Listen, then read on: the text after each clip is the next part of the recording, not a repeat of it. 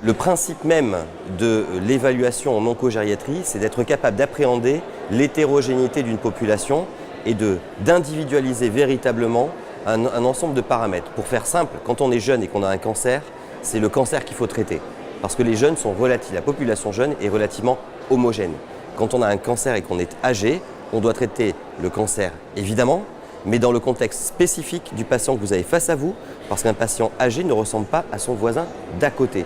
Les différences sont très importantes dans différents champs, c'est pour ça que l'évaluation gériatrique recouvre 7 dimensions, que ce soit la nutrition, l'autonomie, le cognitif, le champ du déclin cognitif, avec les risques notamment de troubles cognitifs liés par exemple aux maladies d'Alzheimer et troubles apparentés, le moral, c'est-à-dire l'expression l'humeur, le risque de dépression étant 8 fois plus élevé après 70 ans qu'avant, qui est un paramètre très important pour la gestion des traitements.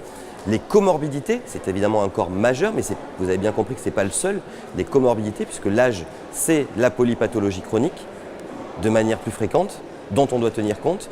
Les traitements, qui sont très liés aussi aux comorbidités, avec les risques d'interaction et de iatrogénie potentielle, la capacité de locomotion, et enfin l'environnement social, qui est un élément aussi cardinal, parce qu'on est plus souvent isolé, plus souvent possiblement aussi en risque social, par des revenus plus faibles notamment. Et donc c'est l'ensemble de cette vision-là globale qui nous permet d'analyser finement le patient et d'orienter derrière la décision thérapeutique auprès des oncologues. C'est vraiment ce partage-là qui est nécessaire.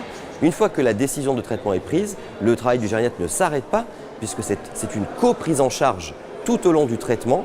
Avant le traitement, c'est le grand enjeu qu'on évoque dans ce congrès autour de la préhabilitation, cette capacité à reprendre, à récupérer de la réserve fonctionnelle avant un traitement difficile, mais évidemment pendant le traitement et même après le traitement. C'est une co-prise en charge tout le long. Le gériatre n'est pas là que pour aider au diagnostic et à la décision thérapeutique, il est là pour prendre en charge aux côtés des métiers de l'oncologie tout au long de la maladie.